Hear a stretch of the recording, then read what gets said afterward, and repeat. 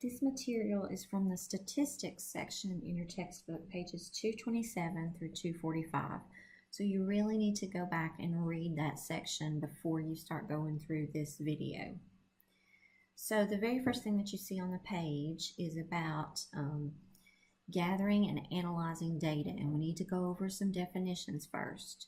We've got the population of a study, and the population of a study is the whole group that you're trying to make some prediction about. So if we were trying to make a prediction about all the women in the United States, we might take a sample of some of the women in the United States to make some sort of prediction about the entire population. So the population is the entire group.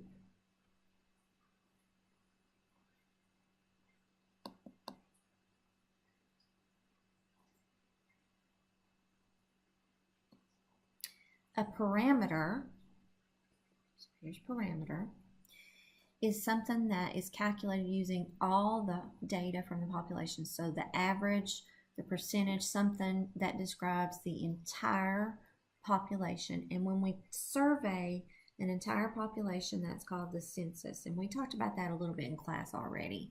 But if we're trying to make some sort of prediction about the entire population, when we say the average grade of all the women in the United States is C. That would be a parameter because we're talking about the entire population.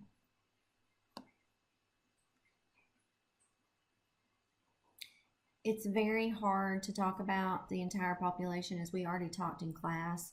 There are problems with a census because we can't actually count every single person, so we can't survey every single person. So we use parts of a population, and that part of the population is called the sample.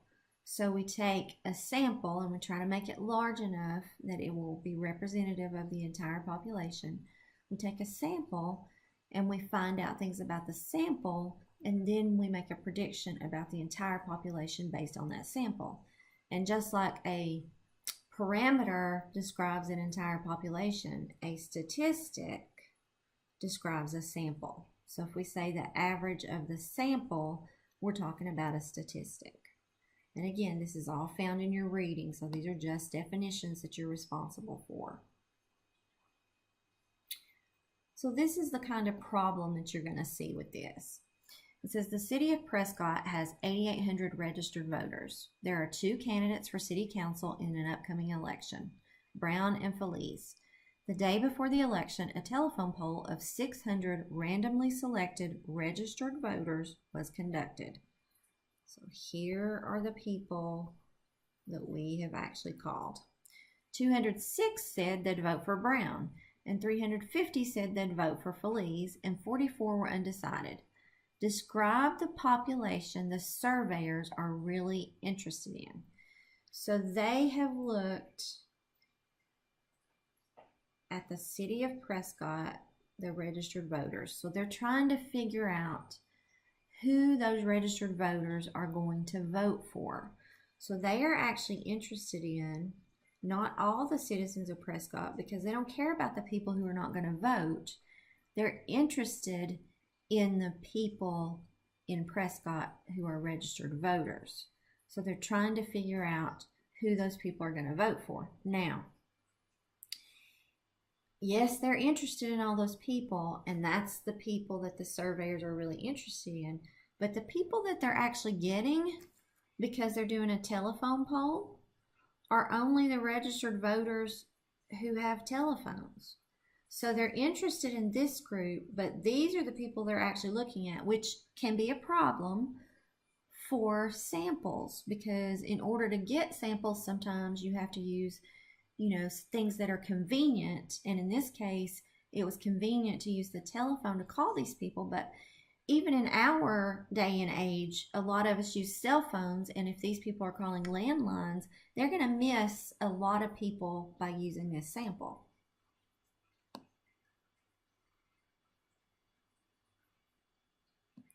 So when you are trying to collect data, there's not one best way. You need to know whether you're looking at numbers or stories, where the data reside. Is it an environment? Is it files? Is it people? What are we trying to look at? You need to look at your resources and your time available. That's why sometimes we use things that are convenient. The complexity of the data to be collected. There's really not a good way that I could look at all the registered voters in Prescott. There's no way I can get a sample of that without looking at something that's convenient in some way. The frequency of the data collection, the intended forms of the analysis. So what's our purpose here? How are we going to analyze it? So those are some strategies you could use. Now, like I said, there are problems with it. And confounding is a term that occurs when there are two or more potential variables that could have caused the outcome, and it is not possible to determine which actually caused the result. So here's an example of that. Researchers want to measure the effectiveness of an energy drink on mental concentration. They ask participants to complete a puzzle. Then after consuming the drink, they complete a second puzzle. The participants complete the second puzzle faster. It is unclear if the drink improved the time to complete the puzzle or the practice with the first puzzle. So this is confounding. So you can't actually decide whether or not the energy drink is what made the people faster, or whether or not it was because they practiced with the first puzzle and so they knew what they were doing for the second puzzle. So one of the ways that we can help reduce that is by using a control group. So you might have a group in this case who had never completed a puzzle and then drank an energy drink, measured the time, do it that way. So that might be a way that you could do that. People who don't drink the energy drink and complete the puzzle, if you measure the time, that would be your control group. So when using a control group, the participants are divided into two or more groups, typically a control group and a treatment group. So if we were looking at our example from before, we might have two groups of people who are both working the same puzzle. One group drank the energy drink and one group did not drink the energy drink. The one that did not drink it would be the control group. The one that did drink it would be the treatment group. So that's how we make up for things like that.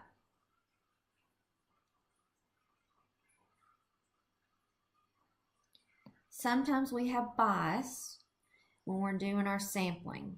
And so these are the different kinds of bias that you could have. A sampling bias, when the sampling is not representative of the population, just like in our example about the telephone calls. If we're looking at people who just have landlines and the majority of people now use cell phones, that would be a sampling bias. A voluntary response bias, the sampling bias that often occurs when the sample is volunteers. This happens a lot when we have something that might be taken in a negative context and people are asked to fill out a survey. You might be more apt to fill out that survey voluntarily if you're disgruntled, so that might be a voluntary response bias. A self-interest study, bias that can occur when the researchers have an interest in the outcome. So when I give a survey based on the technology in the classroom and I tell you ahead of time, I'd really like you to fill this out so that it looks like our technology is not as great in the classroom, that would be a self-interest study. So that's a bias that can occur when I have an interest in the outcome. I want that outcome to show that you guys are frustrated with the technology, so I'm asking you to fill it out in a certain way. Response bias, when the responder gives inaccurate responses for any reason. Polls are like this for voting. Sometimes people will tell you that they voted for a different person just to throw things off. That's a response bias. Perceived lack of anonymity. Okay, now, a great example of this is when our administrators send out a survey to the faculty.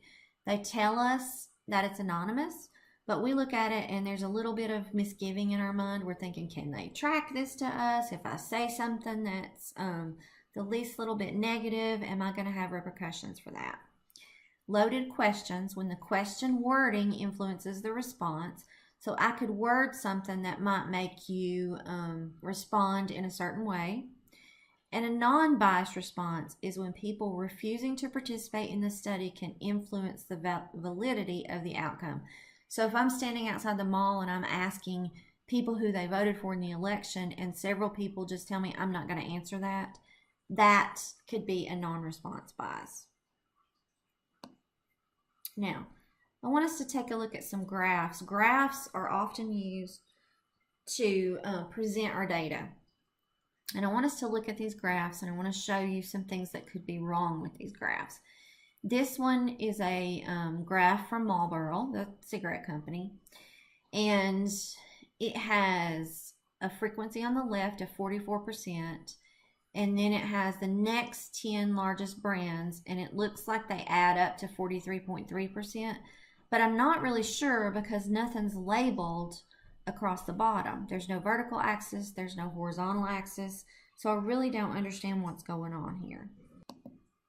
Now I'm going to stop right here and post another video because this one may end up being too long for YouTube, and I don't want you guys to miss out on any of the material.